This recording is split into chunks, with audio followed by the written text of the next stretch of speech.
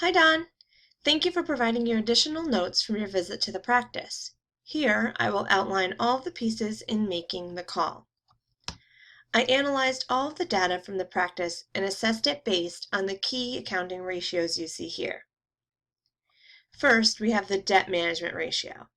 In looking, we can see that the debt to total asset was too close between 2013 and 14 to produce a trend. I did see a significant improvement in the time interest earned. This shows the practice is now able to borrow money at a better rate. Based on these, it looks good that the practice would be able to avoid any financial distress. Next, I looked at the asset management ratios. In looking, this practice, we see it struggles in several areas of managing assets to generate sales. The inventory turnover decreased from 2013 to 14, saying they are sitting on inventory and taking longer to collect on sales, to customers seen in an average collection period. The fixed asset turnover did increase, showing the only hope in generating sales with the fixed assets. Overall, the business has a good ability to generate earnings compared to its expenses and other relevant costs. They had increased the profit margins, showing a good ability to generate earnings after taxes, increased efficiency shown with the return on the total assets, and better earning return on equity. Finally, the liquidity ratio confirms the practice had decreased in its ability to pay debt obligations and pay debts using only quick assets. This does not bode well for the sale. Next, Don, I'll walk you through the questions you had and provide you my recommendation.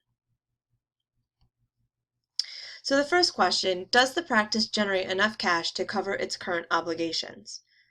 While the total expenses decreased from 2013 to 14, showing a positive for the business progression, the total operating revenue also decreased, which impacts the success of the business, putting the company in a deficit of over $14,000.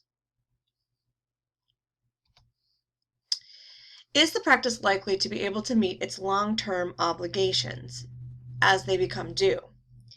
Using the liquidity ratio, it is clear it would be unlikely for the practice to be able to meet its long-term obligations. In 2013, it was 168.46% and decreased to 142.11% in 2014. In reviewing your notes from the meeting, the large non-operating gain in 2014 was also from a one-time insurance distribution by the FIDC. This also does not bode well for the business liquidity ratio. Is the practice increasing its patient encounters and collecting its account receivables in a timely manner? The bad debt provision of $18,440 indicates the practice is not collecting its accounts receivables timely. The practice is responsible for 250 inpatient admits and 1,100 outpatient diagnostic surgical procedures. This is a steady number of patients. However, Dr. Fiddles is more interested in selling the practice than increasing its patients, as well as keeping sublease and the psychologist who currently rents at the practice.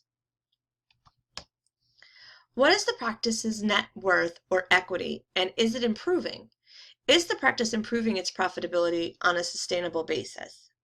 The practice's net worth in 2014 was $513. This was an improvement from 2013 by just about 10%. The profitability is not sustainable as the numbers were skewed in 2014 to show a profit. These actions make it hard for us to make a true determination. Your visit to the business uncovered the voluntary pay cut to improve the numbers to falsely improve their profitability in anticipation of the sale. How might the hospital's acquisition of Dr. Fiddle's practice impact the future financial performance of the practice itself? The acquisition of Dr. Fiddle's practice would impact the financial performance of its practice itself, as the payment would most likely be absorbed into the bigger hospital, and the doctors would be paid by the hospital. This would increase the hospital's revenue as the hospitals receive a higher payment for the insurance companies for the same procedure. However, this would also limit the doctor's potential revenue in that they are being paid by the doctor or being paid by the hospital. Finally, all factors considered, do you think it's a good idea for the hospital to acquire the practice? Why or why not? So, after looking at all the factors, I would suggest passing on this acquisition. The business, while being in a good location, has many deterrents. These include increased practice profitability due to voluntary pay and cut, large non-operating gains related to the one-time insurance distribution, sublease with the psychologist at the current location, and high expense to a relative low revenue. The potential patent owned by Dr. Fiddle, not for inclusion in the sale, minimal 250 inpatient admits and just over 1,100 surgeries do not start to make up for the concerns with purchasing this practice.